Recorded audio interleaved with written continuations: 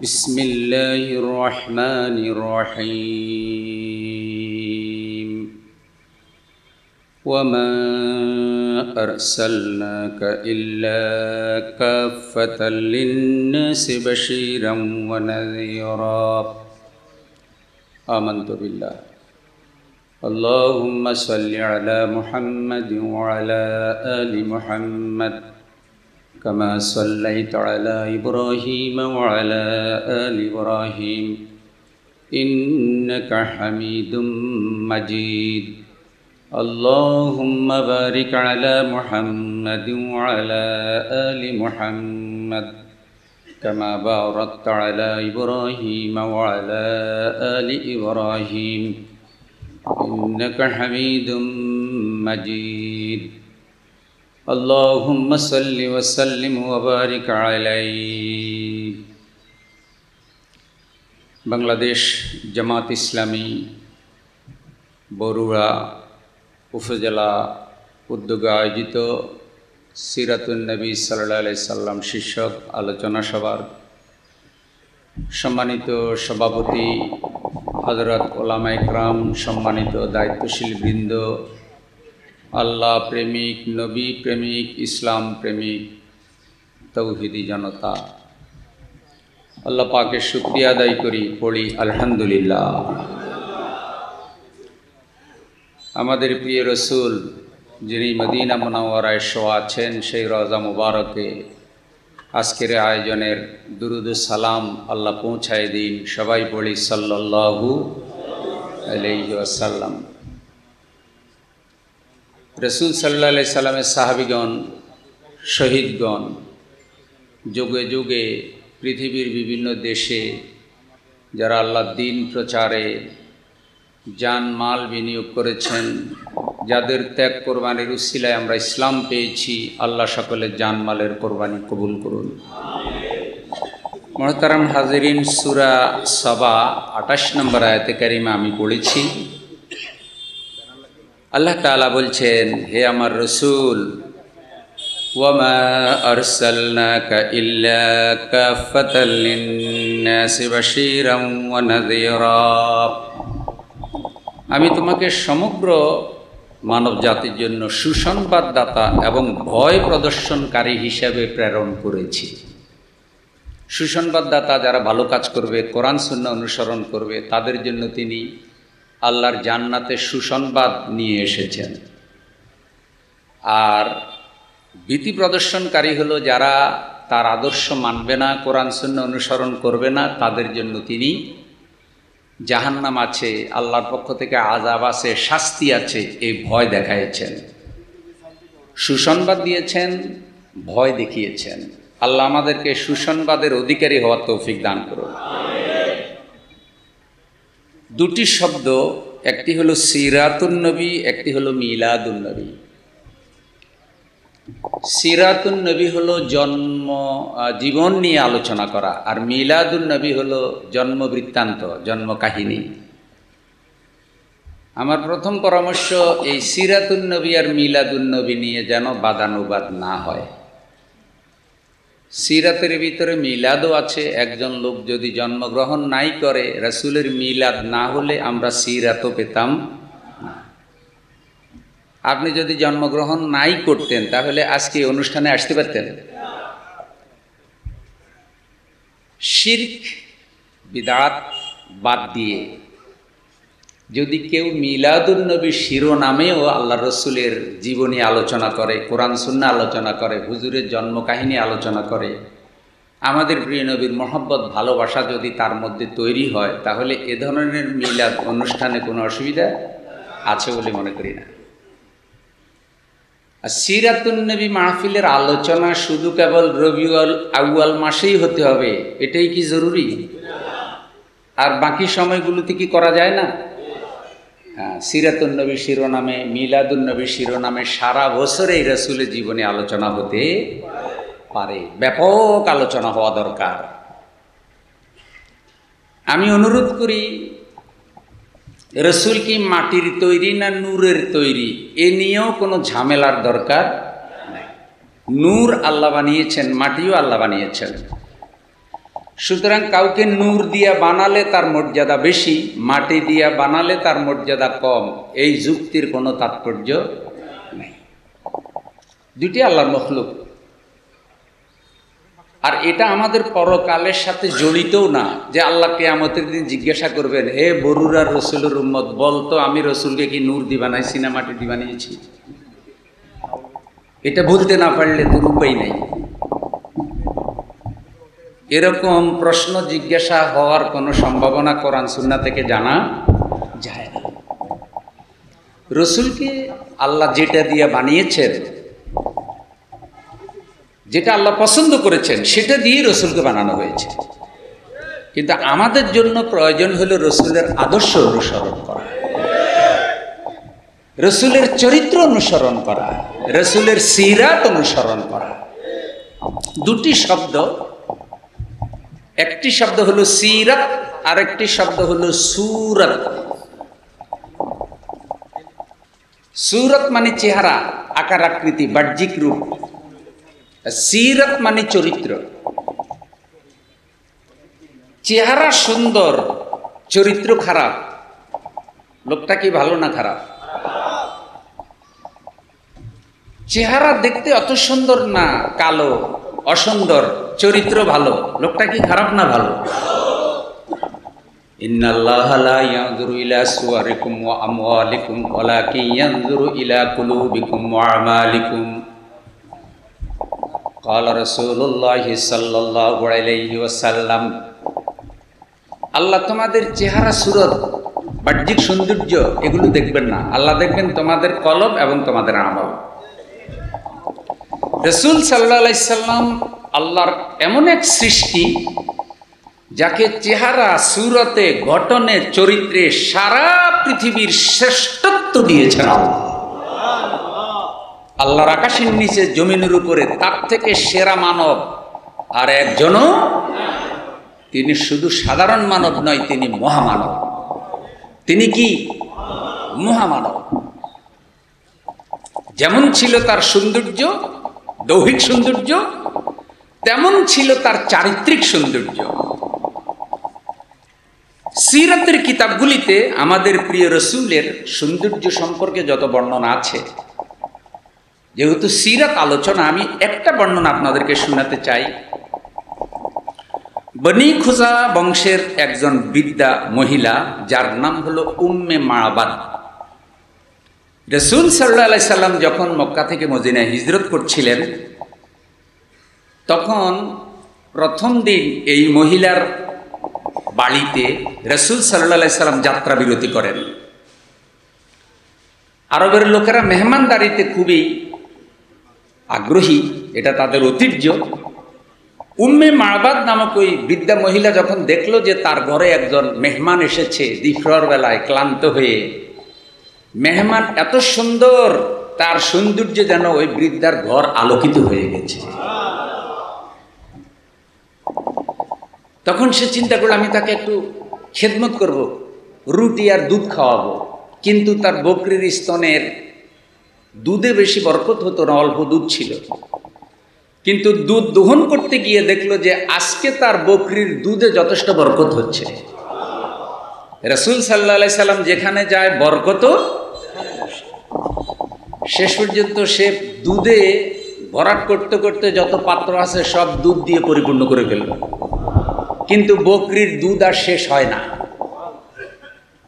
ওয়া মা আরসালনাকা ইল্লা রাহমাতাল লিল আলামিন। হে আমার প্রিয় রসুল, সারা জাহানের জন্য আমি আপনাকে রহমত হিসাবে প্রেরণ করেছি। আপনি রহমত, করুণা, দয়া। যে জাতি আপনার চরিত্র অনুসরণ করবে, আল্লাহ আসমান জমিন থেকে রহমতের দরজা সে জাতির জন্য খুলে দেবে। দুধে পরিপূর্ণ করে কিছু দুধ গরম করলেন, একটু রুটি খেতে দিলেন হযরত আবু বকর রাদিয়াল্লাহু তাআলা আনহু রাসূলের সাথে। তখন বৃদ্ধা মহিলা উম্মে মা'বাদ রাসূল সাল্লাল্লাহু আলাইহি সাল্লামকে ভালো করে দেখলেন দূর থেকে। সন্ধ্যার পূর্বক্ষণে যখন তার স্বামী ঘরে আসলো, কি ব্যাপার, আজকে এত দুধ কেন? উম্মে মা'বাদ তখন বর্ণনা শোনালো তার স্বামী জানতে চাইল যেই লোক আমার ঘরে আসলো তার আগমনের উসিলে এত বরকত হলো, লোকটি দেখতে কেমন। উম্মে মাবাদ তখন তার স্বামীর কাছে আল্লাহর রসুল সাল্লাল্লাহু আলাইহি সাল্লামের যে সৌন্দর্য বর্ণনা করেছেন, যে সামগ্রিক প্রতিচ্ছবি বর্ণনা করেছেন, সিরাতের কিতাব মানবতার বন্ধু মুহাম্মদুর রাসূলুল্লাহ সাল্লাল্লাহু আলাইহি সাল্লাম প্রণেতা ওই বর্ণনাটাকেই সেরা বর্ণনা হিসেবে তার কিতাবে স্থান দিয়েছেন। আমি আপনাদেরকে সেখান থেকে শোনাচ্ছি। উম্মে মাবাদ 30টি বাক্যে তার স্বামীর কাছে আল্লাহ রসুলের সৌন্দর্য বর্ণনা করেছে। প্রথম বলেছে, পবিত্র প্রশস্ত মুখমণ্ডল। আমার ঘরে যেই ব্যক্তি এসেছে আমি তার মতো সুন্দর চেহারার একজন মানুষ জীবনে আর দেখিনি। প্রিয় স্বভাব, পেট উঁচু নয়, মাথায় টাক নেই, সুদর্শন, কালো ডাগর ডাগর চোখ, লম্বা ঘন চুল, গুরু গম্ভীর কণ্ঠস্বর, উঁচু ঘাড়, সুরমাযুক্ত চোখ, চিকন ও জোড়া ভ্রু, কালো কোকড়ানো চুল, নীরব গাম্ভীর্য, আন্তরিক, দূর থেকে দেখলে সুন্দর চিত্তাকর্ষক, নিকট থেকে দেখলে মিষ্টি আরো সুন্দর, মিষ্টভাষী, স্পষ্টভাষী, নিষ্প্রয়োজন শব্দের ছড়াছড়ি থেকে মুক্ত তার কথাবার্তা। তিনি এত সুন্দর করে কথা বলেন, যখন তিনি তার কথা শেষ করেন কথাগুলো শুনলে মনে হয় তিনি একটা মুক্তার মালা গেঁথে দিয়েছে। মুক্তা দিয়ে তৈরি করা একটা মালা যত সুন্দর, তার কথাগুলি এক জায়গায় করলে তার থেকেও সুন্দর। সমস্ত কথাগুলো মুক্তার হারের মতো পরস্পরের সাথে যুক্ত, একটা কথার সাথে আরেকটা কথার কোনো ব্যামিল। মধ্যম ধরনের লম্বা, ফলে কেউ তাকে ঘৃণাও করে না, তাচ্ছিল্যও করে না। চোখ জুড়ানো তরুণ, সারাদিন যদি কেউ তার চেহারা দেখে 1 সেকেন্ডের জন্য তার কোনো বিরক্তি আসবে না। তার চেহারার দিকে তাকাইলে শুধু তাকিয়ে থাকতেই মনে চাইবে। সর্বক্ষণ সাহচর্য দানকারীদের প্রিয়তম। যখন সে কিছু বলে তার সাথী মনের কানে শুনে, যখন সে কোনো নির্দেশ দেয় তার সাথী 1 সেকেন্ডও দেরি করে না, তার নির্দেশ পালন করার জন্য তৎপর হয়ে যায়। সকলের সেবা লাভকারী, সকলের আনুগত্য লাভকারী, প্রয়োজনের থেকে কথা কম বলে না এবং প্রয়োজনের তুলনায় কথা বেশিও বলে না। তার কথাগুলি এত সুন্দর, তার কথায় কেউ কোনো কষ্ট পায় না। এত সুন্দর করে কথা বলে, তার কথায় কেউ কখনো কষ্ট। এ হলো সামগ্রিক বর্ণনা। একটা আরবের বেদুইন মহিলা, যে আমার রসুল সাল্লাল্লাহু আলাইহি সাল্লামের সৌন্দর্য এত সুন্দর করে বয়ান করতে পারে, সেই মহিলা বৃদ্ধ বয়সেও কতটা মেধাবী ছিল। আমাদের দেশেও 2-4টা মহিলার চরিত্র সম্পর্কে আমরা জানি। মানুষ খতমি ইউনুস পড়েছে, আল্লাহ এই মহিলা ফেরাউন থেকে আমাদেরকে কবে জামিন দিবা। আমার একজনে কয়, হুজুর আমি একটা খারাপ প্রাণীর কথা বলছি, ওর চেহারার দিকে তাকায় থাকবো, তারপর এর চেহারাটা দেখতে আমার ভালো লাগে না।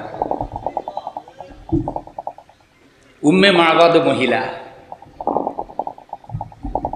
প্রিয় বন্ধু, যার সামগ্রিক গঠন এরকম, চরিত্রটা তার কিরকম। কোন একজন তাবেঈ আম্মা জান আয়েশা রাদিয়াল্লাহু তাআলা আনহার নিকটে যখন মহানবীর চরিত্র সম্পর্কে জানতে চাইল, আম্মা জান আয়েশা রাদিয়াল্লাহু তাআলা আনহা পাণ্ডিত্যপূর্ণ ভাষায় জবাব দিলেন, কানা খুলুকুহুল কোরআন, আল্লাহর রসুলের চরিত্র ছিল কোরআনের চরিত্র। আপনাদের বরুরায় কোরআন আসেনি? রসুল সাল্লাল্লাহু আলাইহি সাল্লামের যুগে যে কোরআন ছিল সেটাই তো আছে। কোরআন কার কালাম? কোরআন আল্লাহর কালাম। যা আছে কোরআনে তা আছে রসুল সাল্লাল্লাহু আলাইহি সাল্লামের চরিত্রে। এ কারণেই তার চরিত্র সেরা। প্রিয় রসুলকে চরিত্রের সার্টিফিকেট দিলেন আল্লাহ। নিজে সার্টিফিকেট দিলেন, ওয়া ইন্নাকা লাআলা খুলুকিন আযীম। সূরা আল কালাম। হে রাসূল, আমি আল্লাহ আপনাকে জগতের সেরা চরিত্রের অধিকারী বানিয়েছি। আচ্ছা, আপনারা আমার জবাব দেন তো, আমাদের বাংলাদেশ স্বাধীন হলো 53 বছর, আমরা আসলে কি টাকা পয়সার দিক থেকে গরিব না চরিত্রের দিক থেকে গরিব? 93 বিলিয়ন মার্কিন ডলার যারা বাংলাদেশের টাকা চুরি করে নিয়ে গেল, এদের স্বাস্থ্য খারাপ না চরিত্র খারাপ? স্বাস্থ্য এদের ভালোই আছে, মিডিয়ায় দেখলে মনে হয় পাকিস্তানি আপেল টস টস করে,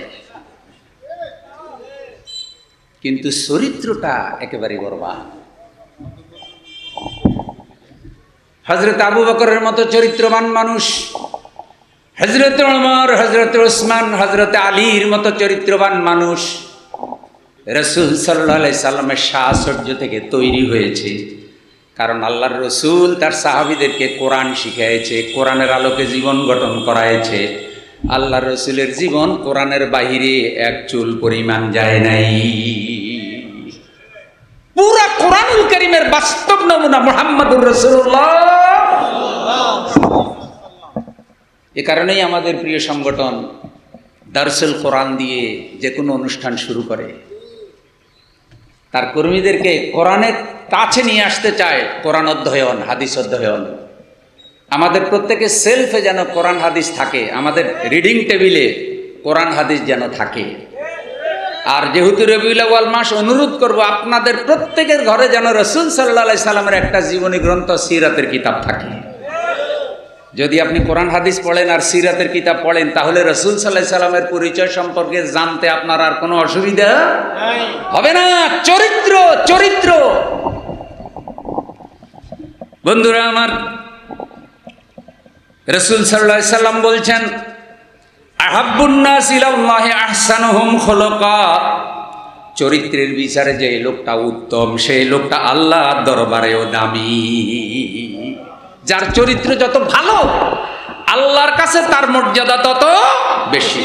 সহিহ মুসলিমের হাদিসে বলা হয়েছে, আল বিররু হুসনুল খুলুক, সুন্দর চরিত্রই হলো পুণ্য, নেকামল।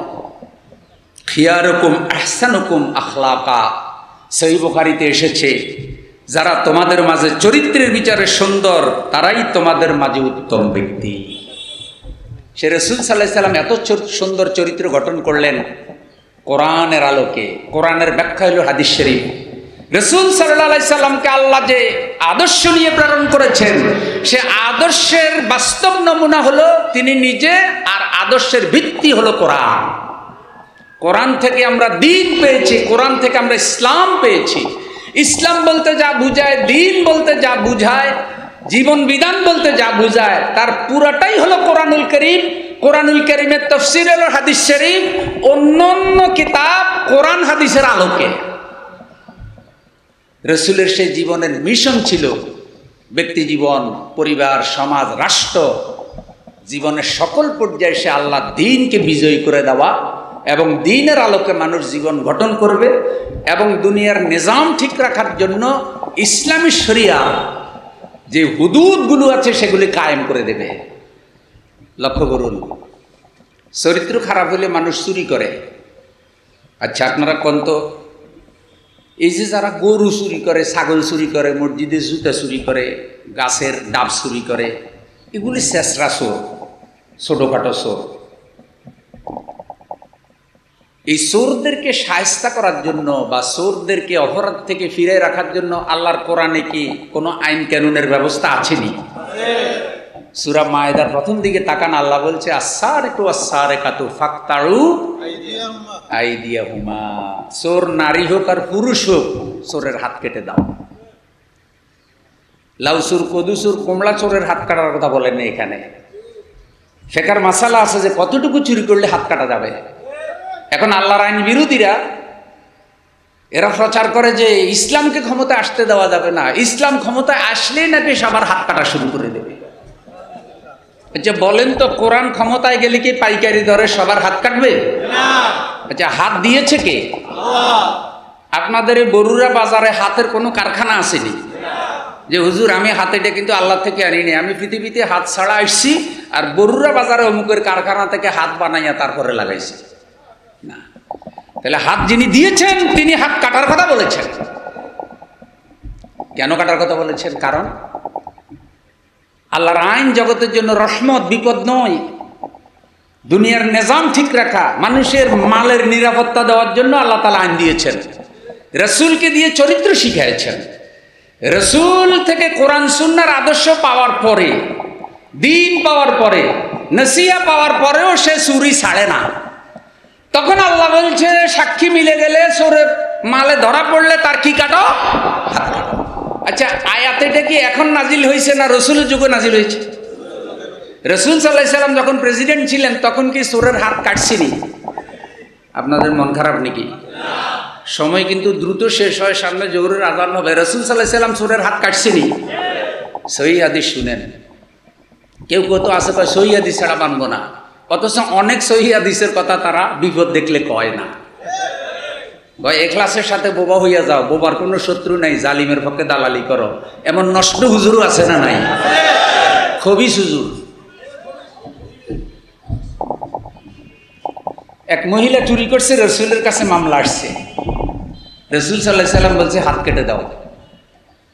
সাহাবা একরাম চিন্তা করলেন সম্ভ্রান্ত বংশের মহিলা চুরি করে ফেলছে, কোনোভাবে হাতটা রাখা যায় কিনা।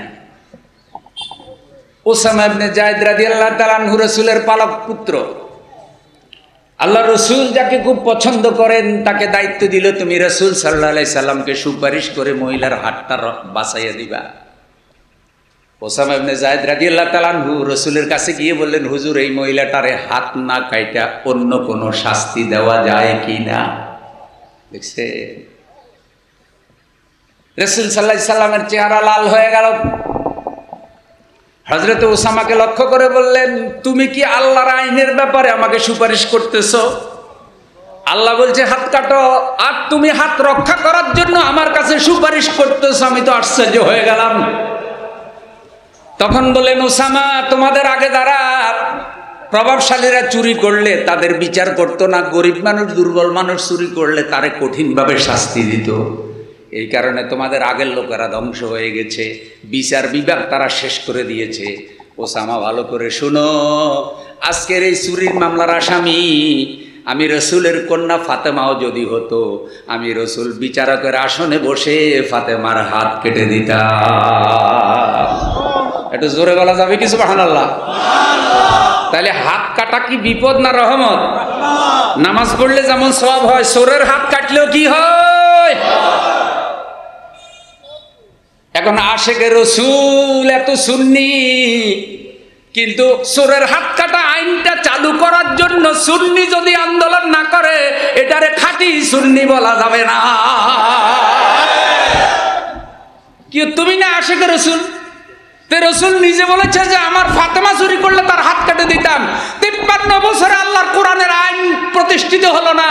কোরআনের আইন রসুলের সিরাত প্রতিষ্ঠিত করার জন্য, রাষ্ট্রীয়ভাবে কোরআনের শাসন প্রতিষ্ঠার জন্য তুমি কয়দিন কাজ করেছ?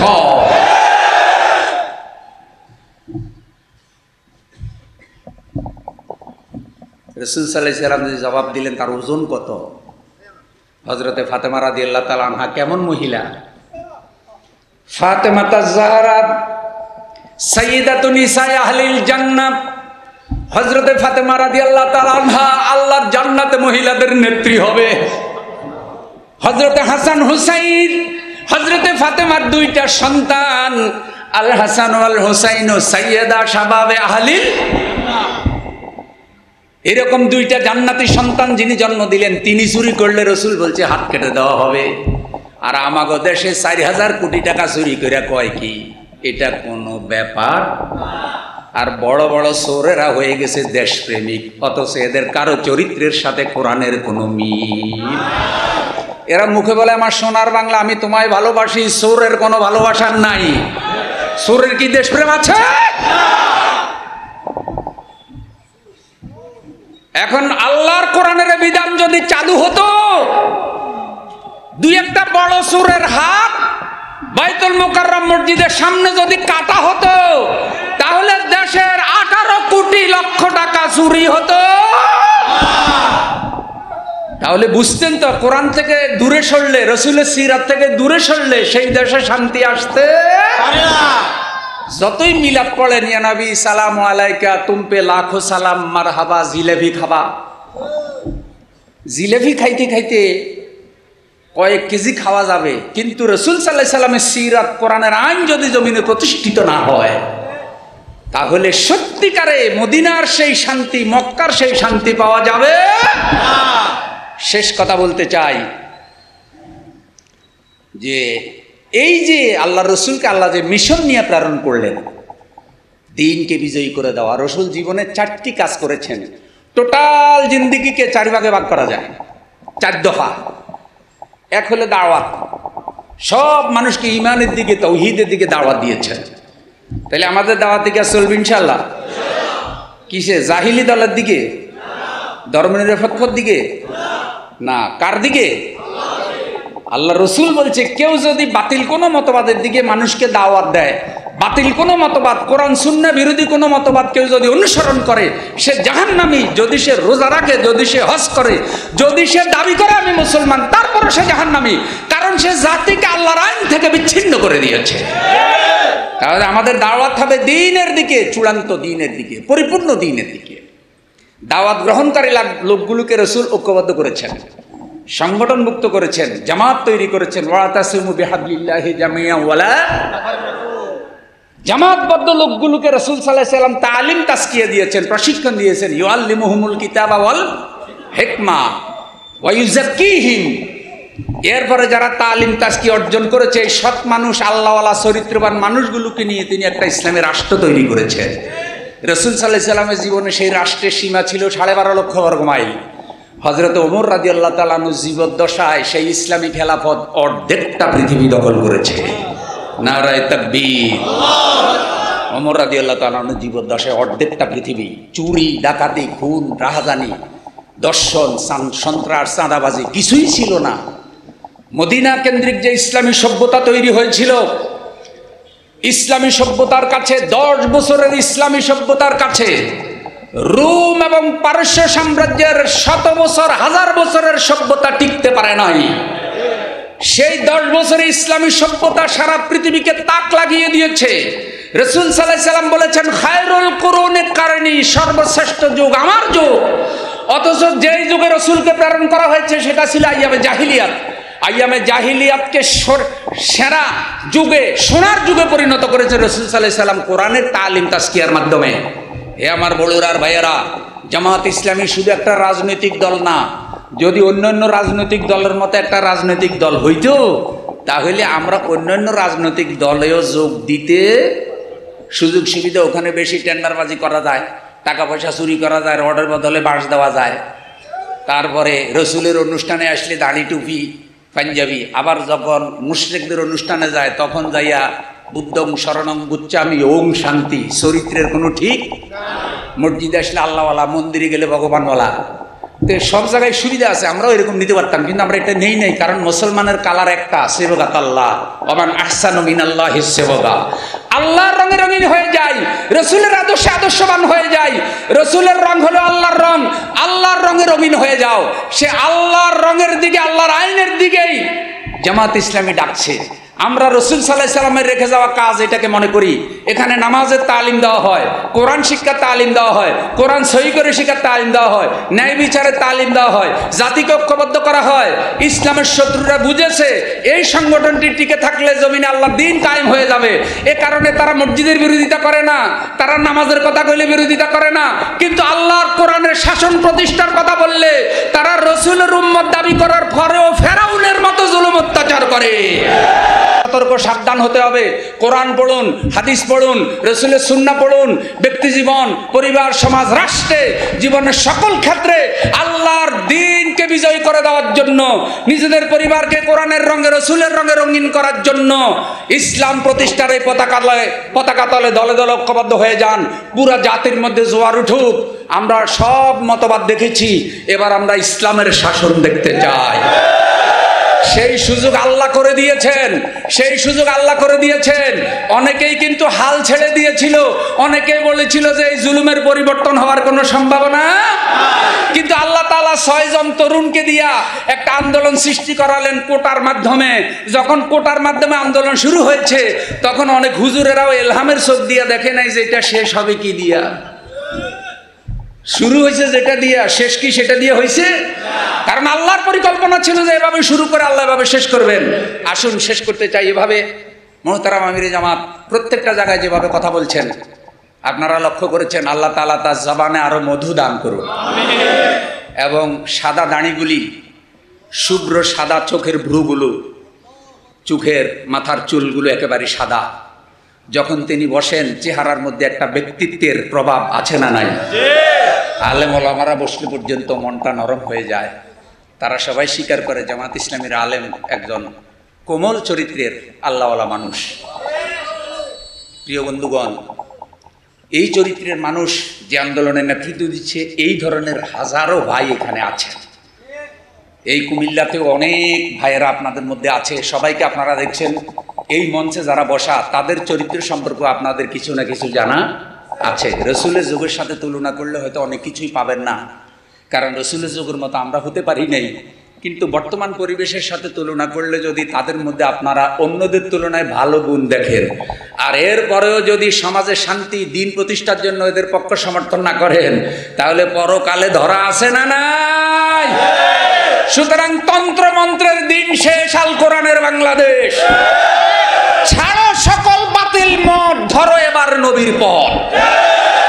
ছাড়ো সকল, মুজাহিদের মতো বলতে হবে, ছাড়ো সকল, ধরো এবার নবীর পথ। কি নবীর পথ? হলো কোরআনের পথ, হাদিসের পথ। আসসালামু আলাইকুম ওয়া রাহমাতুল্লাহ ওয়া আখিরু দাওয়ানা আলহামদুলিল্লাহি রাব্বিল আলামিন।